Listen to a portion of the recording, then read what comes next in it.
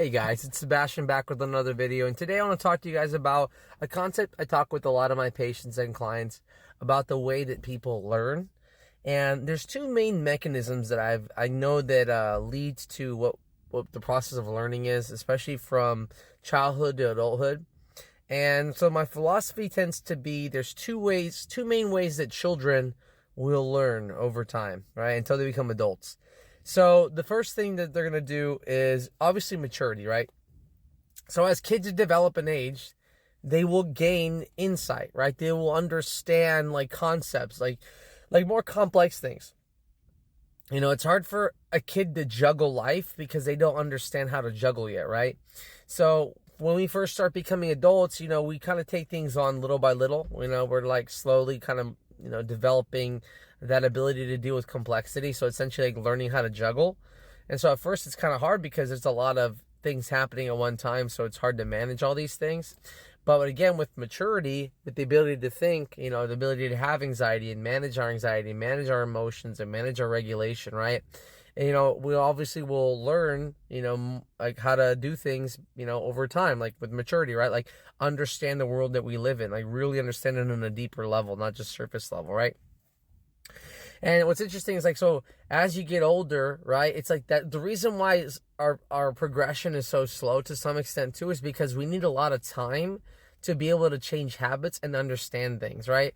So a lot of people will come into therapy the first day or so and, like they want results, but what the reality is that you can't change habits unless you do something over time, right? That habit's not going to stop today. The habit needs to be replaced with some other habitual reaction because that habit is a result of some kind of stimulation. Some kind of thing is causing you to react that way, right? And so why it takes so long for us to mature is we need a lot of time to be able to learn how to process our feelings. In some ways, you could call our feelings our intuition, our instincts, whatever you want to call that thing. But that mechanism that exists, the only way to develop it is over time, right? So we need to develop new habitual responses to old feelings and stuff like that.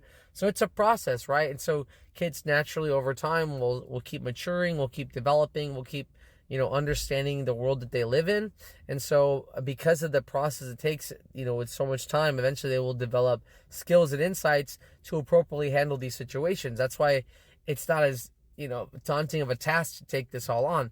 It's the equivalent of like you're 18 years old and you just got handed a Fortune 500 company that you have to start running tomorrow. Like your brain's gonna be like overwhelmed by everything happening. You're not gonna understand what's happening.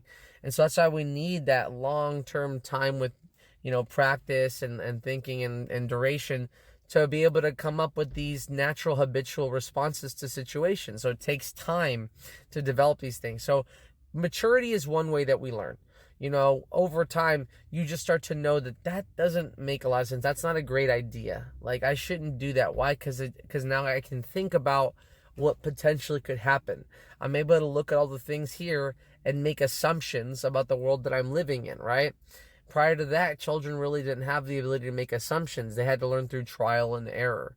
So one way is that as our brain develops, we will start to understand and see things that we didn't see before. Similar to how Disney has a lot of adult jokes that children have no idea that are happening. And so in their mind, I don't get it. That, like, my favorite quote for that, there's this quote, this guy says, "I got screwed." And it's from the Robots movie from Disney. And he has like a screw in his head. And he's like looking for money. And he says, "I got screwed." And he has like a screw in his head. And so obviously the kids are like, ha, ha, ha. He has literally a screw in his head. But we understand that it's because he lost his job. We understand the subcontext. We can look beyond the surface level and see what's really happening underneath. We have that ability to look further, analyze a little deeper, again, not surface level, but really what are the contexts behind what's happening, right? And so again, our brain over time will develop a sense of maturity, and that sense of maturity is what helps us learn how to navigate the world, right? And the challenges and the things that present itself. So over time, you will learn things. You will be brighter and smarter. You will be able to think outside the box. Outside of the box being you, right? Thinking outside of yourself, being able to analyze things. So maturity on some extent happens naturally on its own, right? Again, Kids will naturally want to start walking at some point. Kids will naturally want to start talking at some point. Kids are naturally going to want to start showering, taking care of themselves. Like, all these kind of things will come over time, right? So nature has its way of developing, for future outcomes, right? Helping people get to their potential, right? Get to that, the skills needed to become a healthy, functional adult. Now, the other way kids learn is through fucking up.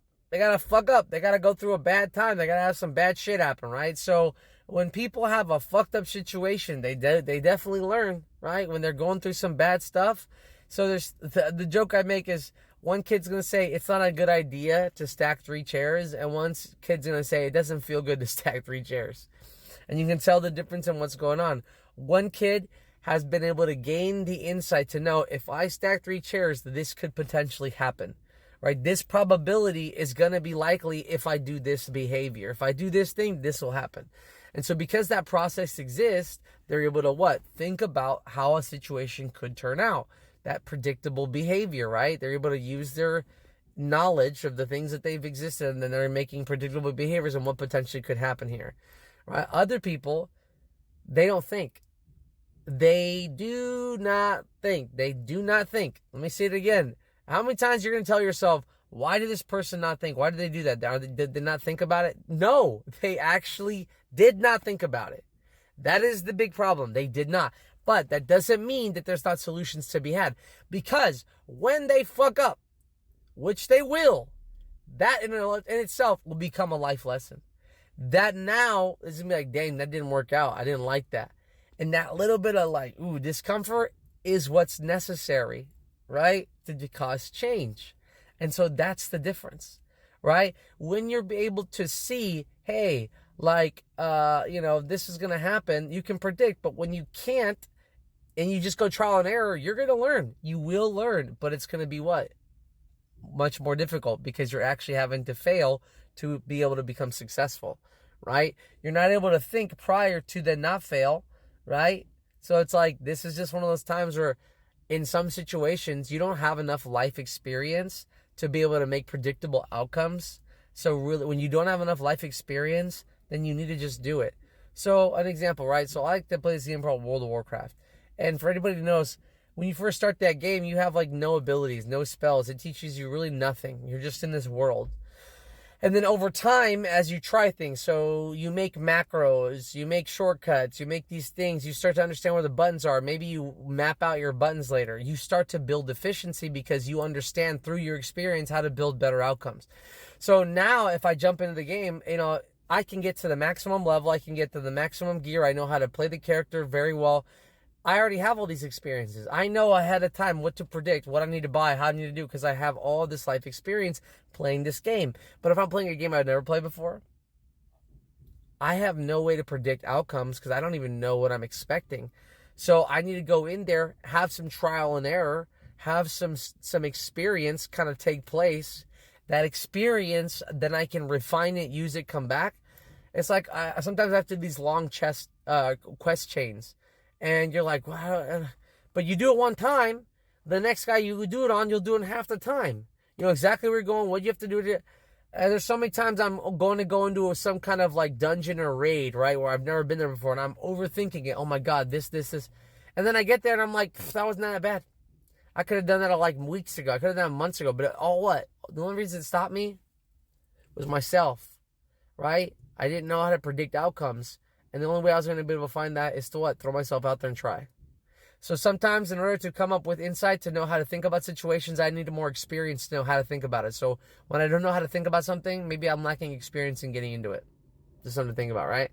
So put yourself out there, get more involved in things, and get that experience necessary to make better choices later. Remember, 2 ways we learn. We either mature out of it, which stops after 25, or we fuck up and learn. And that's the way we will continue learning that way for the rest of our life. All right, guys? All right, I'll see you guys on the next one. Let me know if there's any other content or insights you guys need, and we'll see you around. Hey, guys, Sebastian back with another video, and today I'm going to be talking to you guys about chaos and consistency. And we're going to talk a little bit about how they kind of play out in relationships and how to manage them better, right? A couple things. We want to talk a little bit about how the brains operate first. So let's talk again, refreshers here. We have our adult brain, which is our thinking brain, and we have our kid brain, which is our feeling brain. Now, one of the things you're going to find out very quickly is when you're in your mind up top, this is your thinking brain, and this is how you feel. So when people want to have a conversation, they want to talk to you, right? Be serious. They're trying to use their mind. When people want to let out their feelings, right, and be vulnerable, they're using their gut, right? It's coming up from here. It's coming from the inside of their gut. And so depending on what kind of conversation you're having with somebody, depending on how the outcome of this conversation plays out, is going to depend a lot about what's going on internally, right? Are we having a discussion, or am I trying to feel validation from my experience, right? And what you'll notice is that depending on the person, right, what's going on here is going to depend on how you approach the situation. So, for example, let's say my girlfriend's been drinking. She's been under the influence, right? Or like I have a partner, right, that has been drinking. I'm not going to be able to have a serious conversation with this person. This person's turned off their adult brain. There's no longer going to be respect. There's no longer going to be consistency. They're not going to be able to be an adult with me. So the more that I try to get somebody that's under the influence to be an adult with me, the more frustrated I'm going to become, because I'm asking them to do something that's not possible. That's like asking a person that's been put to sleep in a coma state to talk to you. Like, you're just not going to get the results. It's not going to happen. They've literally turned off that part of the brain, right? And so no matter how much I try to have a conversation with this person, at the end of the day, we are not in the same realm of existence. We're not talking we're talking in different frequencies. Okay, like we're not even on the same wavelength, and that's going to be the problem. The more that I try to be logical, be consistent, explain myself to this person, the less they're going to respond, the less they're going to want to talk to me, the less they're going to understand where I'm coming from, because they're literally in their gut. They're in their feelings. So if I have somebody in their feelings, it's not going to work if I try to rationalize with them. It's the same thing as if you're talking to a drunk person or a child. It's just not going to work. Anybody who's in their feelings is not thinking. Thinking and feelings. That's cognitive behavioral therapy, right? We have thoughts, we have feelings, and we have behaviors, right? The Trinity. When you're in your feelings, I'm not thinking. It's literally the opposite, right? So they're not in conjunction. So why is this important? Well, I find a lot of people have a hard time communicating with their partners because they have a hard time realizing what brain they're in and what they need from that situation. So in this case, right, you're an adult brain, you need a conversation. It's only going to happen when the person's not in their feelings. So I like to think of it this way. Some people are Hulk with a Bruce Banner inside, and some people are Bruce Banner with a Hulk inside. I tend to be a Bruce Banner with the Hulk inside, right? And so when that Hulk comes out, it's not a good time, right? But I have other people that kind of walk around like, I am Hulk. And then when they calm down, right? It's like the joke that you make if your girl's hangry, right? She's Hulk mode, and then you give her food, and then she turns down into calm down mode. It's kind of like that. Some people literally wear their sleeves on their emotion, or their emotions on their sleeves. They literally are emotional people. Consistently emotional, consistently aggravated, consistently frustrated, consistently on edge. And then when they calm down, they're fine. They're like normal people. Yay, I can talk to you. You're rational and reasonable. But outside of that, they're very what? It's like that bird from what is it called? Angry Birds, the one that does the bomb, that or the red one. That red bird, that big one. And that's some people are like that. And deep down, there's probably a rational human being in there. But right now, what are they letting out? So I can't conversate with this person. I can't because they're in their feelings. It's not going to work out. So again, let's go back to the basics here.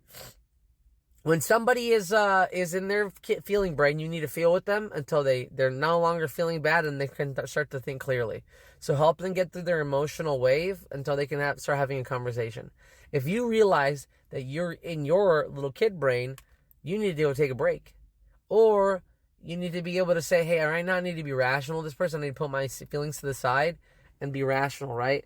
So read the situation, read the room. Another reason why a lot of people don't understand conversation skills is because they lack common sense. They're either unregulated in their mind or they're unregulated in their gut. So if you're feeling too much, you're never going to think outside or feel outside yourself. You're never going to care what other people are feeling because you're hurting so much. So because you're in pain, people don't matter, right? That's kind of how you're going to go about it. And then you have other people, right? So one for instance, I'm in pain, right? And then if you can't organize your thoughts, How can you help somebody else? How can you organize yourself? How can you have the confidence to do something if you're in your head, oh, what about this? Instead of just hugging them. Like, I get guys sometimes, they'll be like, well, what if I don't agree with her? That's okay. But if she's in her feelings, you can't get to an agreeable point. Like stop looking at it as like, oh, I need to win right now. Stop trying to win the moment. If you try to win the moment, it's like someone that keeps pulling on the thing, right? Give it to me, right? It's essentially what you're doing. You want to win the moment, but winning the moment doesn't actually win the relationship. You're just literally going to win that moment, but you don't win anything after that. You actually lose. So yeah, you get this thing, but what's the cost? It's like going and stealing a necklace. Like, yeah, you got the necklace, but now you can't go back to the store. Now you're in jail. Like there's limits of like winning. Winning is not about feeling validated. It's about having the security that things are going to work out. It's not about I'm okay right now. It's good. I'm going to be okay in the future. I'm going to be consistently okay. And sometimes giving up what feels right in the moment is what's going to give us what we need for the long-term survival of the relationship, the long-term outcomes. So what we need again is we need to understand, depending on where people are at, is going to depend on how we communicate. So if this person's anxious, then I'm going to be an adult and be respectful and talk to them. If this person's depressed, then I'm going to get it down in their feelings. I'm going to try to be understanding, right? If my partner's in their feelings, I'm going to help them feel. Again, you can fight back with the feelings, right? So if you're in your feelings and I start getting upset and getting my feelings, we're just going to what? Fight like two kids. And everyone's going to see that. They're going to start bickering, getting emotional, getting upset, frustrated with each other. Boom, boom, boom, boom, right?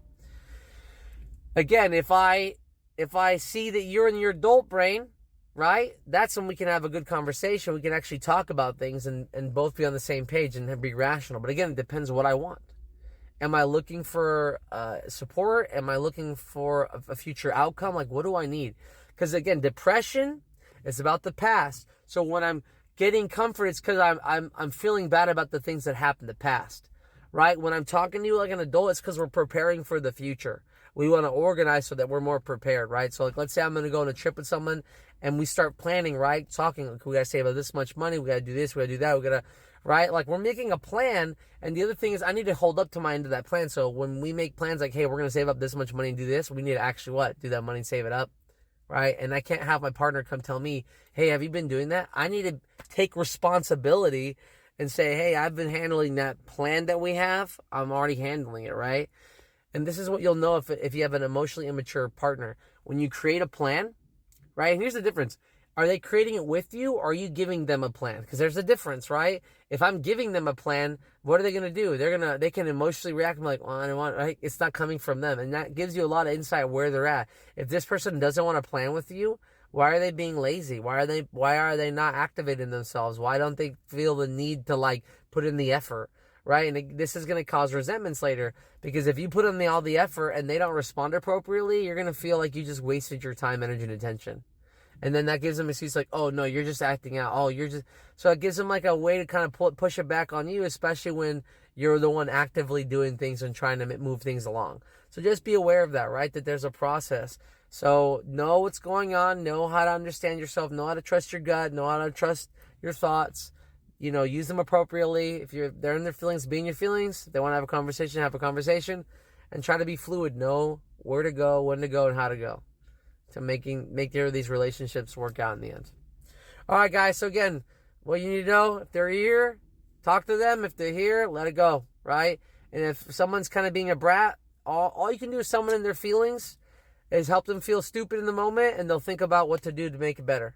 So if you can feel someone see how ignorant they sound when they're talking, that will make them think to change. And that's the only way to change people. All right, guys. I'll see you. Hey guys, it's Sebastian back, and today I want to talk to you guys a little bit about more of my understanding of what I'm kind of going through, the process of what I'm seeing, kind of the information and insight that's been revealed to me. And it's just fascinating how much, once you really let your gut guide you, like once you really let like your insides like help you understand the world that you live in, answers start to reveal themselves, and truths will reveal themselves in ways that you're like, wow, that's really how the world works. So some examples of this is like, there's a lot of talk in, different religions, Christianity specifically, about the light and the dark and like the good versus bad or whatever, right? And there are some truths to what they're saying about how the world operates. And there is some truth, especially if you start looking at balance versus chaos. So instead of looking at good versus evil, let's look at balance versus chaos. I think that's the best kind of example to how to look at it. There was even one of the first monolithic religions, and I actually find very fascinating now that I've kind of learned about how the universe operates to some extent, that talks about how there is the light and then there's the chaos. And you actually see this play out in real life every day around you. You just don't know it yet. And let me explain how it kind of operates. So, balance is a type of discipline that the world provides you, right? So let's say this. If I start working out every day, my body starts to look better. If I eat healthy, my body starts to provide what I need. Like it's able to keep up because I'm providing it. If I educate myself, I become more intellectual, right? If I work on a skill, I become better at that skill over time, right? And so we have been provided the ability to, when we put in effort, when we actually manifest, right? When we put in effort, we get results. Not everything is going to get results out of that, right? It's like some people may be designed to learn a certain topic easier than others, right? Because they have some natural abilities that they don't quite understand, but they're able to use them, right? It's like, this comes naturally to me. I was just designed to be able to do this. I don't know. And if you notice, it's like some people, there's creators. It's not that they're thinking about the idea. It just comes to them, right? And I've explained the same phenomenon where sometimes answers just show up. Like, they just show up in my gut. Not that I'm like looking for an answer, but they just present themselves at the right moment. So all of a sudden I have this answer for this thing that I just, boom, it just hit me. And I can't understand where the answer came from, but the answer seems to fit. The answer seems to be there. So there's this idea that there's balance in the world. And when you balance your life out, when you work hard, when you know how to have fulfillment, and when you rest well and you take care of yourself, your life will be more positive. It's almost like when you trust your gut, you have more confidence. That confidence radiates like a light. It's the same idea that when you see somebody confident around you, they give off like an aura.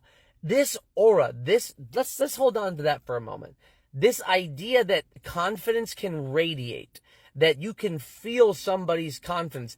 This is the same idea like when you go up to someone and they're teaching you something, and the way they talk about it, the flow state, the ability for them to just hit every point on par. That is a flow state, right? That is something more than we can understand, right?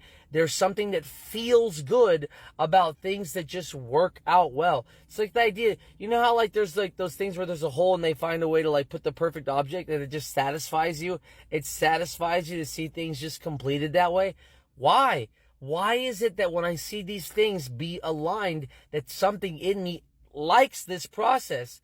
That is a type of enlightenment. It is a type of sequencing. It's the same thing when you're able to talk somebody back and forth in a fluid conversation and it just goes the entire time. It's when you start having deficits in the conversation that chaos starts to ensue.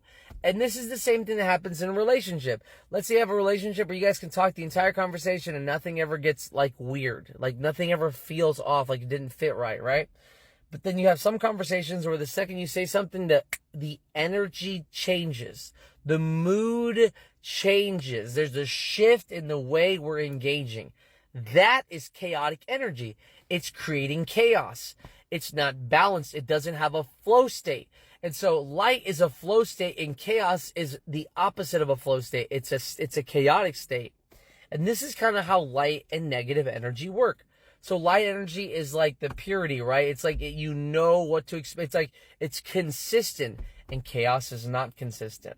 So if every day I'm waking up at the same time and I'm working on my health and I'm doing the same things, that consistency will be rewarded over time, right? Whether it's through self-respect, whether it's through manifestation. Again, if I believe that I'm going to get a healthier body and I keep working towards that goal, I'm literally manifesting an idea and making it a reality. The same thing as manifesting a business. If you have an idea and you constantly work towards that idea little by little and work towards it, you're actually manifesting it to be real. It's the same energy as anything. The more that we conceptualize an idea and work towards that idea, the more it becomes real. Just like a 3D printer. You have an idea, you have material, but you can't make it until you progressively weave the thing together. You're literally weaving the fabric of reality into the way you have decided you want it to be, because you have forethought. You're able to see an objective and then create through the process of work and discipline is create this thing and make it happen, right? And so chaotic energy to me is the type of energy where it's like you're like somebody gives you a deal, right? And so everything's good. You're following the deal until they break the deal, until they change something about it, until they manipulate you. They falsify something. They make something up. They promise you, I'll give you a free oil change. And then when you go, they're like, I never promised you that. And you're like, bro, you said it to me that day. Well, where's your proof? That is chaotic energy, because everything was in a flow state until they lied, until they were inconsistent, until they didn't keep their end of the bargain. It's the same thing as, let's say you and somebody agree on something. Hey, we're going to work on this together. Cool. And everything's cool. Everything is flowing until they don't keep their end of the bargain. And that's when chaos starts to ensue. Now, if they would have just kept their balance, everything would have been okay. Nothing would have changed. But because they decided to not follow through, feelings started to come up. There was a conflict that was starting to arise. This is the conflict versus the light versus the shadow, right? The people that are honest versus the people that are dishonest. What is fascinating about people that are dishonest, and this is why it's chaotic energy. If I call them out, how do they act? Now, if they're a good person, balanced, they're going to recognize what is happening and say, ooh, I definitely need to be more accountable and work on this problem, right? But if they're chaotic energy, well, that's when you call it demonic energy, chaotic energy. I didn't do that. That's not what happened. You're wrong, blah, blah, blah, right? They start to act out when you lead them to the truth. They don't like the truth. They like to be in the shadows. They like to manipulate. It's like when I said, when I bought my motorcycle and they had offered me a free oil change, I'm like, cool, comes included, no problem. And when I came back, I'm like, well, where's it written? It says that. And I said, are you fucking kidding me? Like, this guy told me this. Well, that doesn't seem like something we'd offer. Why did he say it? And again, this is where I am agreeing to a balance, and they were lying about that the entire time, so they manipulated it. But they didn't own up to it and say, hey, my bad, let me be honest and create balance again. Instead of rebalancing, they took advantage. And I'm not going to forget about them taking advantage, and it created imbalance in the system now. And so now when I go there, there's going to be a negative aura. Why? Because they've taken advantage of me, and that doesn't go away. That doesn't sit well with me. And so that's really what's happening, is that people that are dishonest create chaos, and people that are honest are creating the light, and the light is the truth. Everything will be revealed with truth, right? But chaos loves to manipulate and create illusions. And so the people around you that are always creating illusions to sustain what they're creating are taking other people's soul energy and using it to their advantage, using their kindness, using their way of existing to somehow utilize or benefit themselves in the process. And that's really what's happening. We'll talk more about this, but yeah, definitely the light versus the chaos, the light versus the dark, the good versus the evil, whatever you want to call it, there is some degree of this happening. Now, whether you understand it or not, you are a part of it. So just be aware, try to be a balanced person, try to be a good person, try to be regulated, everything will work out. But do watch out for that chaotic energy, because it's going to suck you in. Take it easy, guys. Hey guys, it's Sebastian back, and today I want to talk to you guys a little bit about a theory that I've come up with recently. And I think I understand what caused human evolution to really play out the way that it did. And it's kind of fascinating to me because it kind of reveals a little bit about how the universe works and what I've been discovering lately.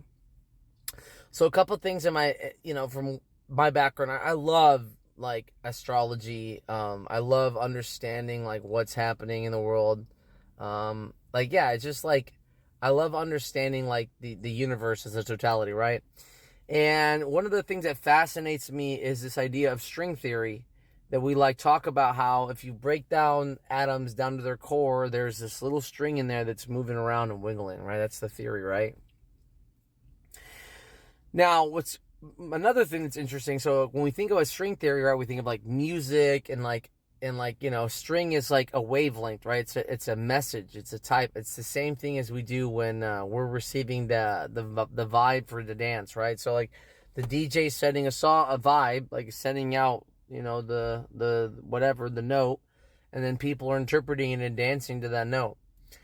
I have a theory, I have a feeling that that's pretty much how the universe kind of works out, is that like magic, God, the being behind, like the creator, the sentinel existence, whatever you want to call it, right? Consciousness, whatever.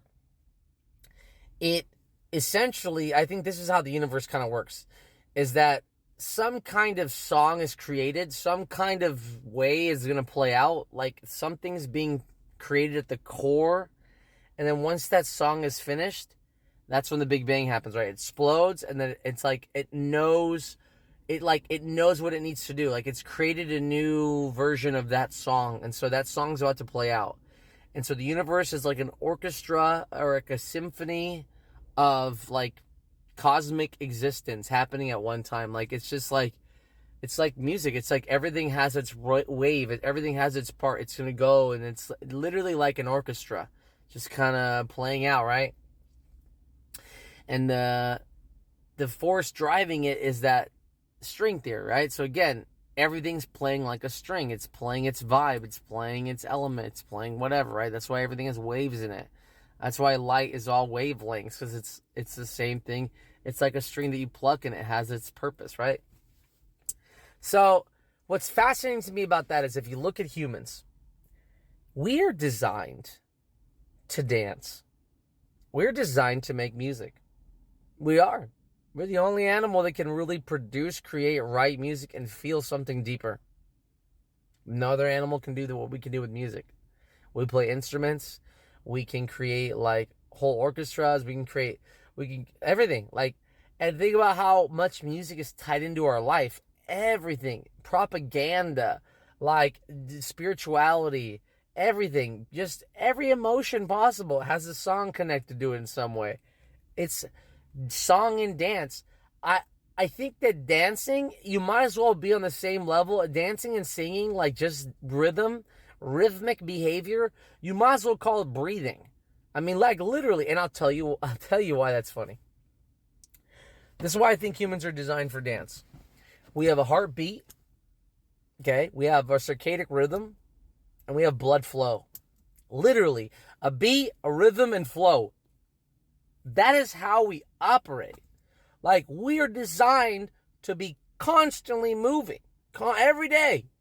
If you stop moving, you die. You don't have a choice.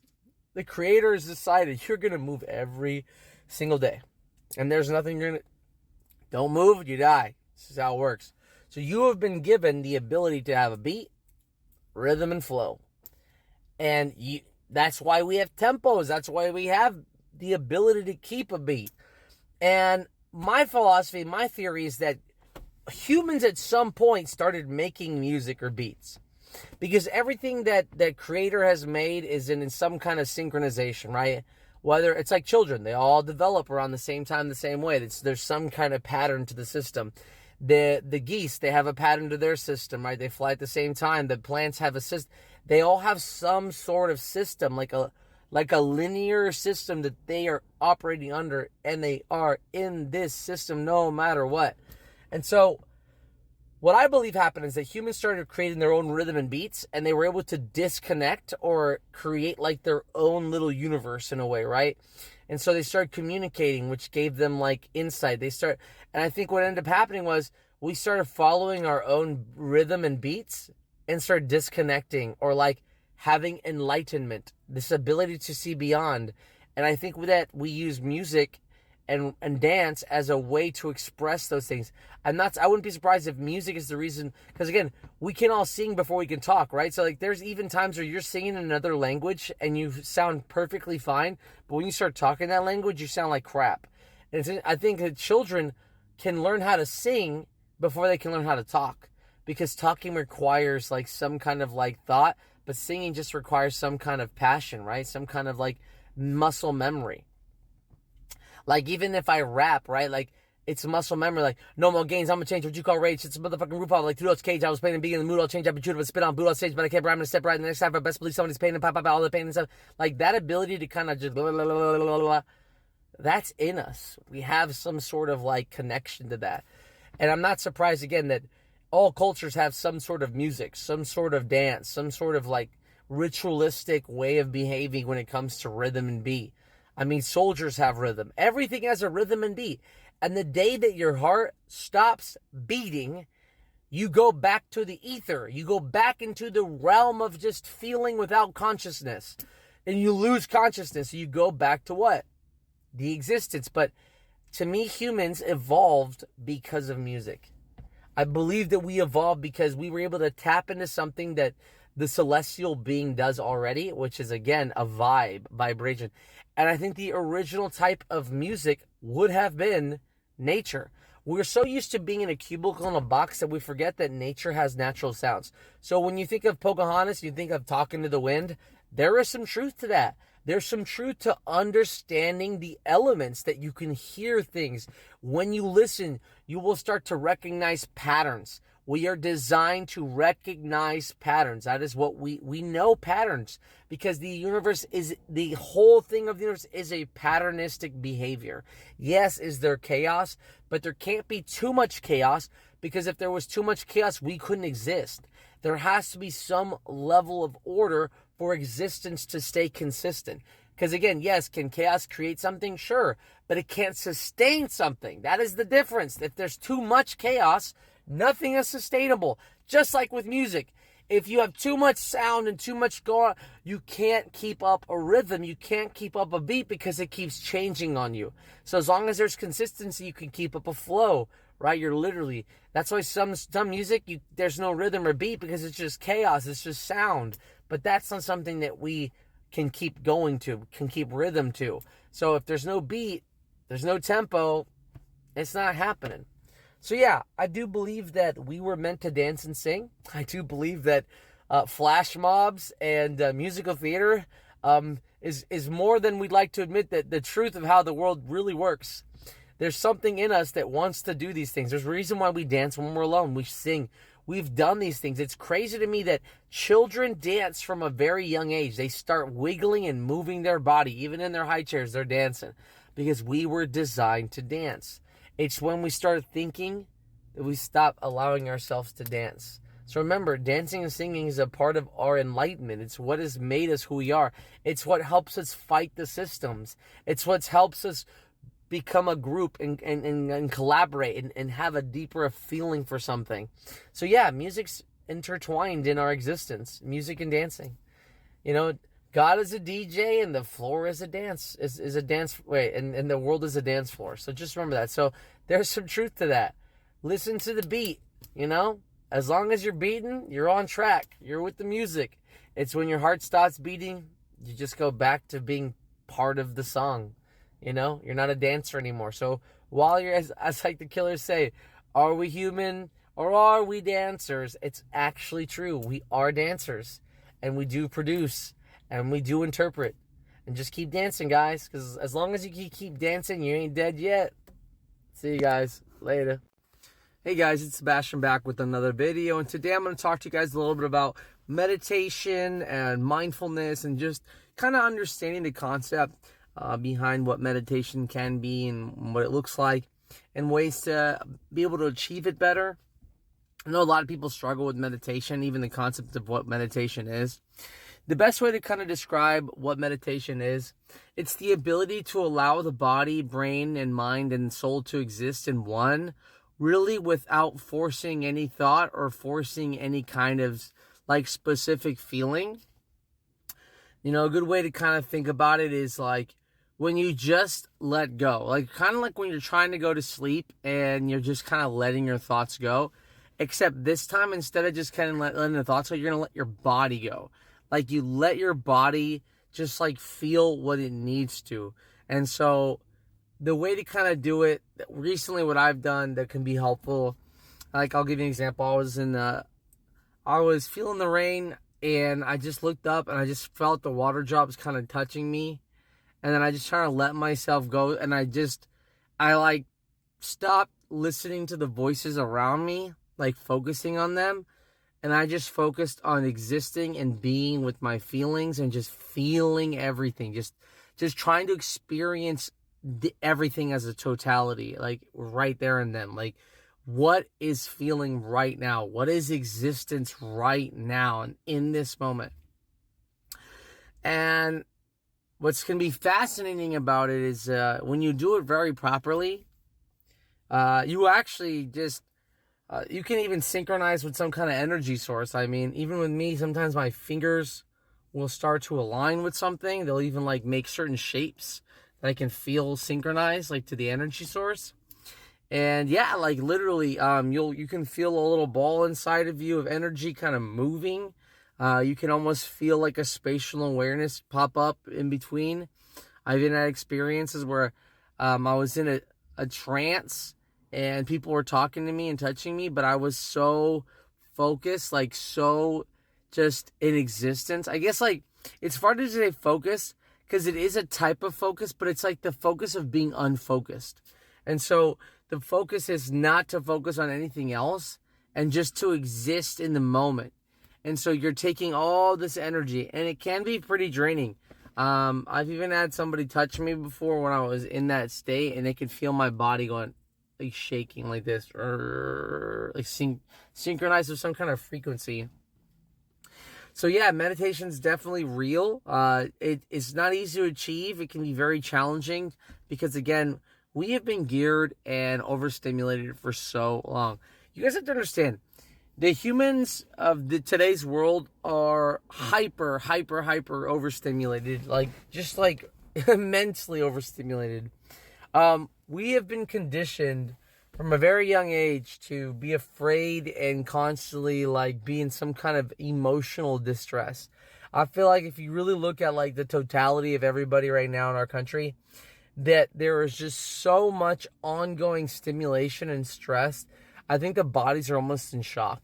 We tell ourselves the way we live is normal. The things we do are normal. However, they don't feel normal. Humans shouldn't be living the way we are. We shouldn't be this stressed out all the time. We shouldn't be this overwhelmed. We shouldn't be this impacted by, the way society works. Back in the day, again, we used to live in small groups in villages. We used to live amongst each other. We used to live in a community. Now we live in a state. We don't live in a community. We live in a state. We live in a country. We don't live in those small groups anymore. And that process has really affected people's ability to regulate. Even the idea of meditation or just sitting and doing nothing has been, commercialized out of our existence. Actually, the only time that you meditate and do kind of like retreat, like when you do retreats and stuff. So they've even commercialized meditation. They're like, oh, you want to meditate? I got a cool trick for you, guy. Like, we used to meditate for ourselves. Like, it used to be our thing. Now we pay people just to teach us how to do something that human beings just did naturally. They would just go do these things. Why? Because they would listen more to their body and less to the people around them. I think one thing that we've done a disservice is that we've been so manipulated by the way we receive information. Like, we have a hard time just opening up to people and trusting them without evidence. I feel like a couple things that have affected our society too. We don't trust our gut anymore. We don't trust our feelings anymore. We don't trust any of those things. We trust our thoughts more than our feelings. And that is a huge mistake. Because really, the thing that's the most effective at guiding you appropriately is going to be your feelings. Because anytime you act out, you tend to feel bad about it. So yes, can your feelings get the best of you? Of course they can. But can they also be the driving force for you? Yes too. So just like your hands can help you make a sandwich or beat somebody up. Like, there's multiple ways of viewing these things. And so yeah, between being overstimulated in our society, not having like natural meditative times, just like lack of noise. We used to be outside in nature with birds, sounds, things, twigs, water, whatever. Now we're inside like these cubicles, these places, and we don't connect back to our origins. We're not connecting back to nature. We're not connecting back to reality. And so that's another thing that's affecting us. So it's not surprising to me that it's hard for people to be in a flow state, to be in a consistent state, to feel good about their life when you look at the way we're living in this world, and it's not designed for any of those things. It's designed to really be a counter to any of those positives. So again, taking people away from nature disconnects them from their flow state. Taking them away from, any kind of or taking them away from like the natural environment and putting them in an environment where they're constantly stimulated also impacts you. It doesn't give your brain time to relax, think, and just exist for a while. It's funny to me or interesting to me how, some people get overstimulated with information, but I feel like that's something that has to be newer, that human beings used to be able to handle quite a bit of stimulation, but now because of the way we receive it so much, like for example, TVs aren't normal. We didn't have TVs. We didn't have phones. We didn't have ways to constantly be connecting with people. We just didn't have these things. So what I would say is you would probably gain these natural abilities that would help you throughout the process. But it seems like people haven't been able to gain those abilities anymore because they're like, it's like, why walk when you could just use this walking machine for you? Ha ha ha. It'd be like not teaching children to walk because there's a machine that makes them walk by. Like, instead of going through the process of learning to walk, you can just sync up to this cool machine and it'll walk for you so that you never have to walk a day in your life. Like, that's the kind of stuff that's a problem today. That's the kind of issues like where they're trying to simplify being a human so much that it starts to not look like a human. Like, literally. And we never ask ourselves, why are some of these mechanisms important for humans? Why do we need some of these things? We're so quick to be like, oh, let's solutionify, let's fix this, let's get rid of it. But why do we need this? Same thing for example, like let's say like autism, right? Instead of understanding like what benefits does this diagnosis or this thing have? Because again, we've reached this point in humanity with this diagnosis for so long. And it's so common, like it's pretty common that maybe there's something to this thing. Maybe we need to find out what the strength of these people. That'd be like saying like, oh, women have periods, so we should just get rid of them because what are they used for? They got periods. Like, what? Like, there's something that this mechanism is doing. People with autism get overstimulated from sensory overload. Maybe sensory overload wasn't a thing when we didn't have computers or again, like videos that you had to watch under stimulation. Like when we didn't try to, speed past learning, things were different back then. So I just want to remind you guys, the reason why we can't meditate or the reason why people are having so many problems like relaxing and stuff, mainly is because we are living in an environment that is not designed for human beings. We didn't pick to live like this. We didn't pick to live in these work environments. We didn't pick any of this stuff, but here we are. So just remember, if you aren't living like a human, you're going to have a hard time humaning. Okay? See you guys in the next one. Bye. Hey guys, it's Sebastian. I just want to talk to you guys a little bit about some interesting concept I thought about when it comes to time. Kind of explaining some things to you guys and some interesting ways to view how time affects the future and how it affects the past. Everything kind of is interconnected. And I'll give you guys like a story, right?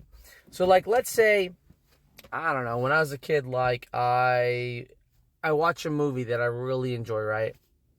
And so the way it works is this movie that I'm watching, right? Even though it's in the present, it could affect an event that hasn't even happened yet, right? And so the present is going to affect the future, and the future is going to be affected by the past. It's like they're interconnected, right? So imagine everything that you've had up until this point has led up to this experience, right? So all the things that you're doing have led up to this point right now, okay? This point.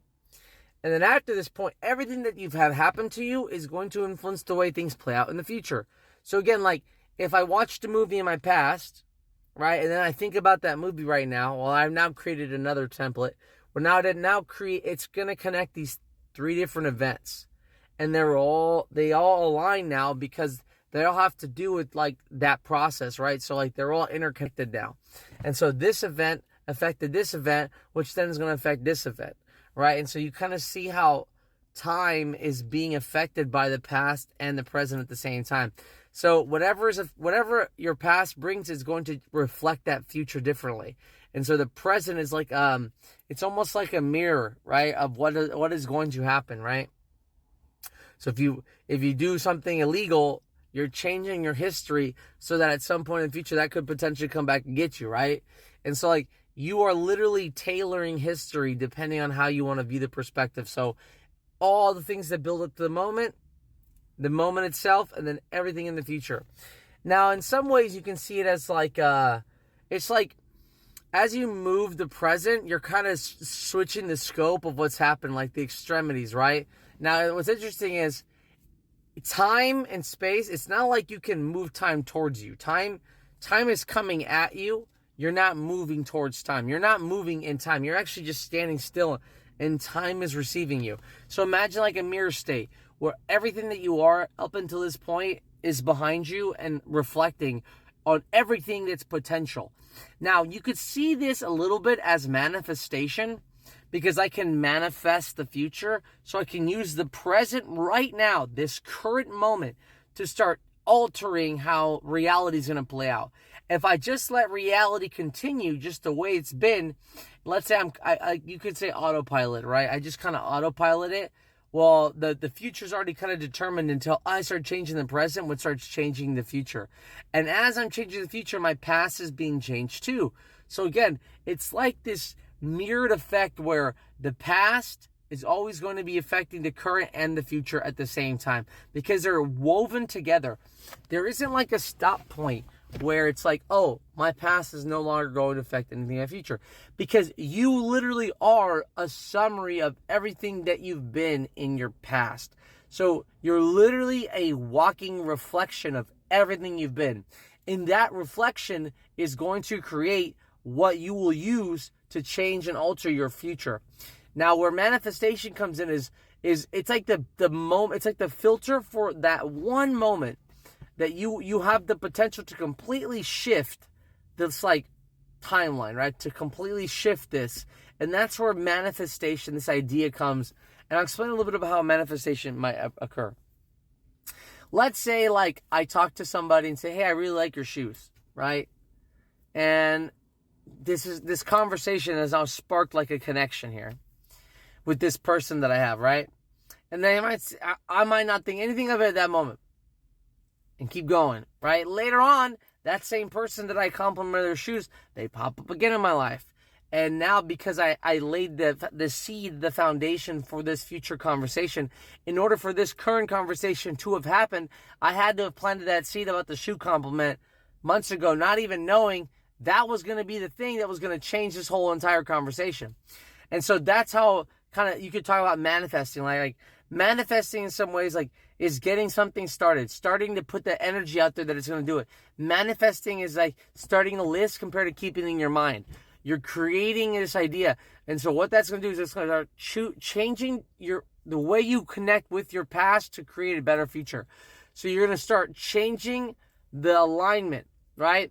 So I'm going to start focusing right now on certain things from my past so that it can start reflecting on the things that I need for my future. And so I'm going to start using certain parts of myself from my past that are going to affect the way I engage my future. So let's say I want to lose weight and I start becoming that emotional, like badass that I need to be. So I'm manifesting this more go-getter personality, this go-getter like attitude from my past, because again, I've had experiences where I've had to be this person. So I'm activating this person, and now that I'm using this past with the present, I'm changing my future as we speak, because I'm activating this go-getter attitude. It's currently changing my future, which then in return will change my past. So the more I invest into my future, the more I'm actively changing the past that I'm going to experience. And in order to have experience on something, I have to change how I approach the future. So I have to include it in my future so that it can be part of my past. So if I'm going to go work on a certificate or a type of skill set, I need to use my present and my past to better my future, which will then in turn create a better past for me to then enhance my future even further.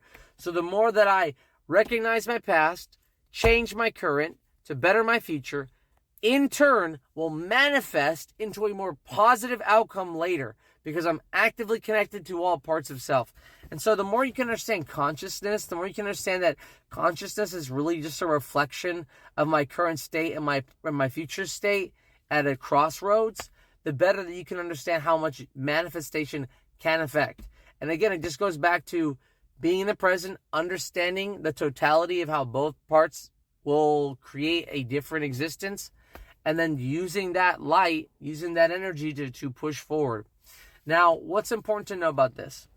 In order for my past to enhance my future, I really need to understand what am I missing from my current state of being? How often, what can I do to work on improving that state of being? And then implementing those states actively. Now, getting lost in the sauce. Sometimes we can get lost in there's so much complication in that process that's like, oh my God, it's like meditation. What if I don't do it right? And if you get stuck on worrying about the outcome instead of worrying about the process, that's when you're going to have mistakes, right? Use these experiences as just learnable opportunities, the same as walking without getting frustrated from falling. We have to view the human existence and the human psyche as a trial and error exploration of the human spirit type of environment, right? We're not a error code, broken. Another thing I want to tell you guys that's really, fascinating. Being a living sentient being does provide us with something that other creatures other objects don't have, because creatures definitely have this. But anything that's a living organism has the ability to heal, which is a phenomenal process, especially when you have most things in this world like, rocks or metal or any kind of element that doesn't have necessarily healing abilities or healing mechanism. And so I feel like that makes us quite different. And don't forget that human beings are meant to heal. We're meant to break. We're meant to be rebuilt. Not everything, like if you break a car, it's not going to fix itself. If your computer's not going to fix itself. Your house isn't going to fix itself. But we have the ability to fix ourselves, so don't be afraid to make mistakes. We are the people that don't need to measure twice. We can measure twice because we have the ability to grow as a better, self-heal. So take risks, understand that your future affects your past, which affects the present, they all affect each other. And taking risks is going to help create a better past for yourself to then enhance the future that you want, changing the present that you are. All right, guys, take it easy. We'll see you guys on the next one. Later.